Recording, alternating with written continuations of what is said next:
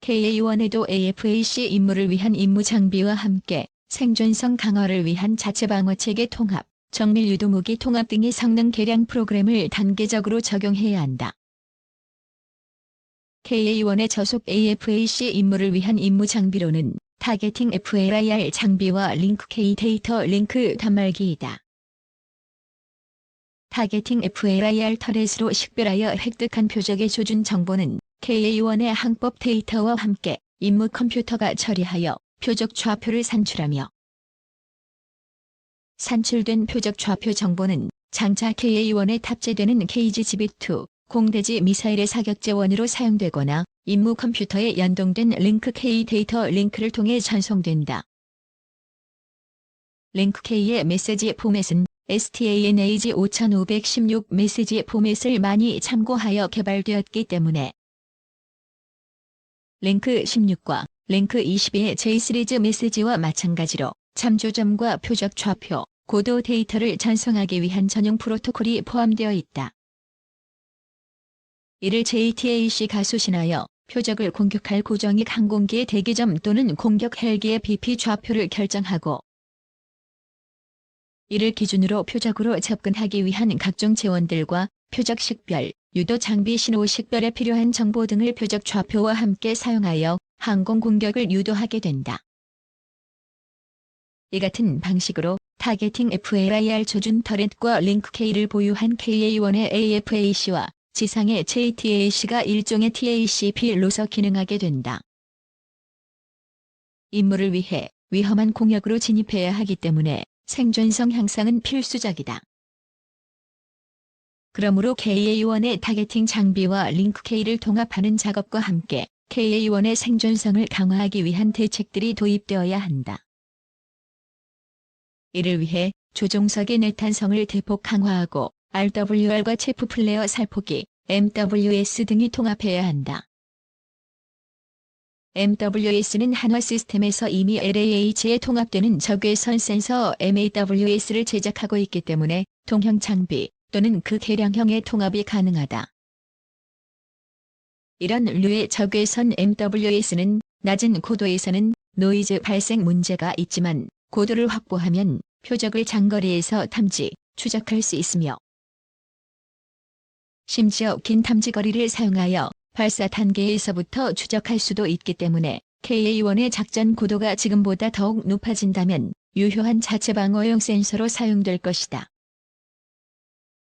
KA-1의 타겟팅 터렛이 통합되면 표적 획득이 가능한 고도가 더욱 증가할 것이기 때문에 적외선 센서 MWS 도입은 적절한 선택이 될 것이다.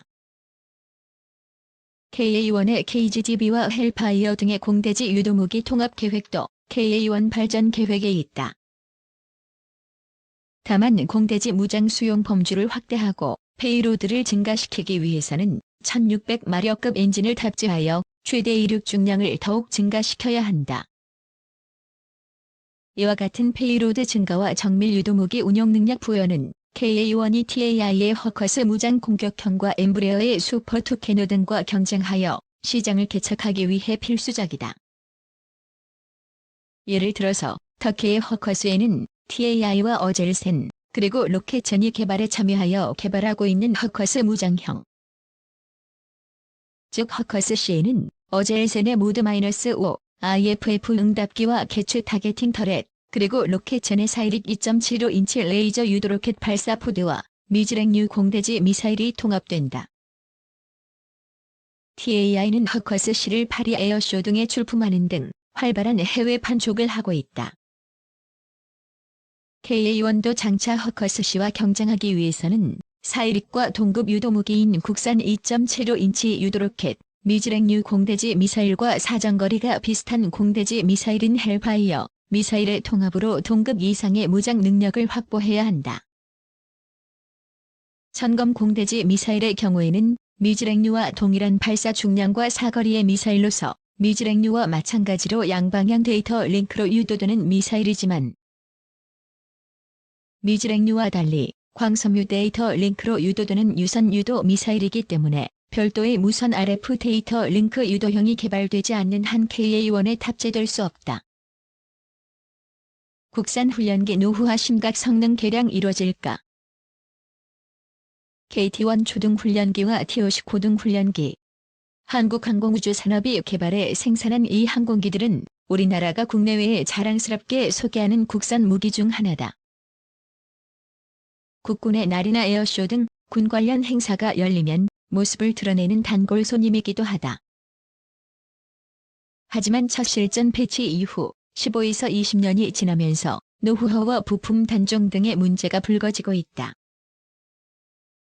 스위스 필라투스나 브라질 엠브리어 등 경쟁사들이 지속적인 성능 개량을 통해 세계 군용기 시장을 장악하는 동안 카이의 항공기들은 아무런 조치 없이 1990년대 기술에 머물러 있었다. 성능 개량의 필요성을 지적하는 목소리가 적지 않았으나 카이와 군 당국은 수수방관했다. 하지만 지난해 미 공군 고등훈련기 사업에서 T-50A가 보잉 사부의 BTX 훈련기에 패하면서 이대로는 안 된다는 문제의식이 확산됐다. 카이도 KT-1과 T-50 개량 로드맵을 공군에 제시하는 등 대응책 마련에 고심하고 있으나 사업 진행 속도를 더욱 높여야 한다는 지적이 일고 있다.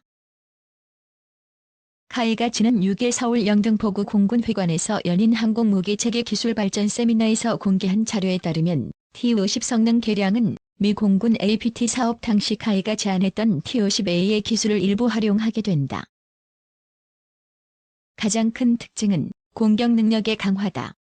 T-50의 경공격기 모델인 FA-50에는 1,500파운드 무게의 중거리 공대지 유도무기 2발이 장착된다. 사거리는 220km 안팎으로 적외선 방식에 의해 표적을 탐색하며 위성항법 장치와 관성항법 장치, 영상 등의 유도 방식을 사용한다. 기종으로는 현재 공군이 쓰는 타우러스 장거리 공대지 미사일을 축소한 타우러스 K 미사일이 유력하다. 여기에 AIM-9 사이드와 인더 단거리 공대공 미사일과 150갤런짜리 연료 탱크를 탑재한다. 조종사의 시야 밖에서 적기를 공격하는 중거리 공중전을 위해 미국제 암람, 이스라엘제 IW, 영국제 미티어, 프랑스제 미카 공대공 미사일 추가 장착도 검토되고 있다. F-15K, KF-16 등에도 쓰이는 미국 록히드 마틴의 스나이퍼 포드와 레이시오니 GBU-12 페이브웨이 정밀 유도 폭탄을 탑재하는 방안도 추진 중이다. 카이는 수출 경쟁력 확보 차원에서 450억 원을 자체 투자해 내년 완료를 목표로 개발을 진행하고 있다고 세미나에서 밝혔다.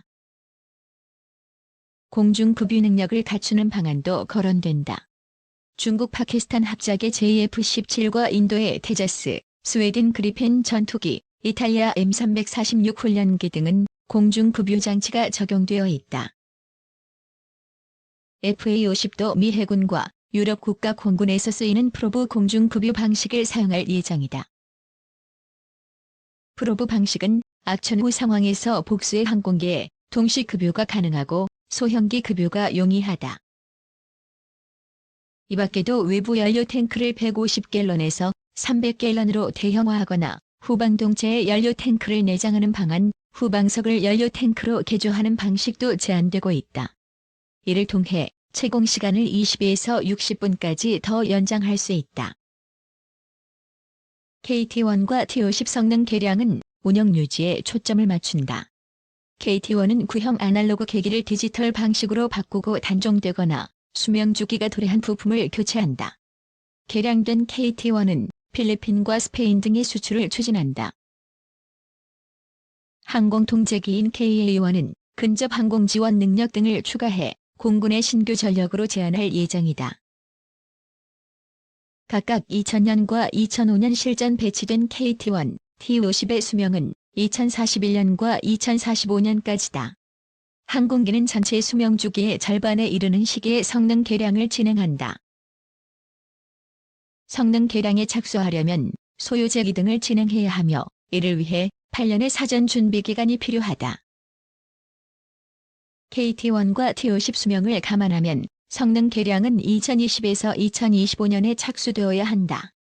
2013년에는 성능 개량 계획 수립 등이 이루어졌어야 했지만 미 공군 APT 수주 실패 전까지는 구체적인 움직임이 없었다. 그 결과 KT-1과 T-50은 노후화와 부품 단종 등의 문제를 안게 됐고, 이는 가격 상승으로 이어져 수출 경쟁력을 약화시킨 요인이 됐다. KT-1과 미국 T6, 스위스 PC-21, 브라질 EMB314를 비교해보면 그 차이는 명백해진다.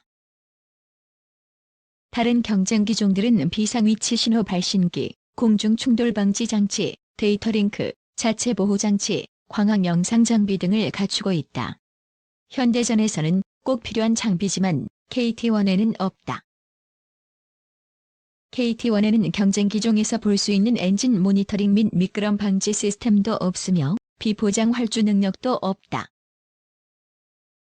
페루 수출형인 KT-1P는 임무 컴퓨터와 다기능 시한기 등이 있으나 KT-1은 이조차도 없다. 엔진 출력도 KT-1은 950마력에서 변함이 없는 반면 경쟁 기종들은 최대 2배 이상 높아졌으며 기체 수명도 최대 80% 더 높다. 개량을 꾸준히 진행했던 경쟁사들과 격차가 크게 벌어진 셈이다. 성능은 뒤떨어지는데 대당 가격은 큰 차이가 없는 게 오늘날 KT-1의 현실이다. 많은 해외 업체들이 가격 경쟁력을 내세워 초등훈련기 시장에 뛰어드는 상황에서 KT-1의 성능 향상이 시급한 대목이다. FA-50 개량은 우리 군의 전력 증강에 상당한 도움이 될 수 있다. 원인철 총장 취임 이후 공군은 F-35A 스텔스 전투기 20대 추가 도입을 추진했으나 단기간 내 실현 여부는 불투명하다. 경항공모함 건조가 본격화되면서 F-35A 40대 도입 당시 계획됐던 20대 분량의 F-35A 추가 구매는 경항모 탑재용 F-35B로 전환될 조짐을 보이고 있다. F-35B를 공군이 운용해도 해군에 파견을 해야 하는 만큼 공군이 필요할 때 즉각 동원하기 힘들다. 북한이 F-35A 도입을 도발로 규정하고 선전 매체를 총동원해 수개월째 비난 공세를 퍼붓는 것도 F-35A 추가 도입을 어렵게 하고 있다. F-35A 20대 도입 결정이 단기간 내 실행될 가능성이 불확실해지면서 전력 공백을 메울 대안으로 FA-50이 주목을 받고 있다. FA-50의 공격 능력을 강화하면 단기간 내 적은 비용으로 큰 효과를 거둘 수 있다는 것이다. FA-50에서 운용하는 무장의 사거리는 최대 25km 정도다. 하지만 카이가 탑재를 추진 중인 항공무장을 더하면 타격 범위는 수백 킬로미터로 확장된다. 특히 타우러스 K 미사일은 지하 벙커를 파괴할 수 있어 전략적 타격 능력도 갖출 수 있다. 이는 M346이나 테자스 등 외국의 경쟁 기종들과 차별화되는 부분이다. 수출 증대에도 긍정적인 효과가 기대된다. FA-50은 필리핀에서 반군 진압작전에 투입되는 등 좋은 평가를 받고 있지만 빈약한 항공무장은 단점으로 지적되어 왔다.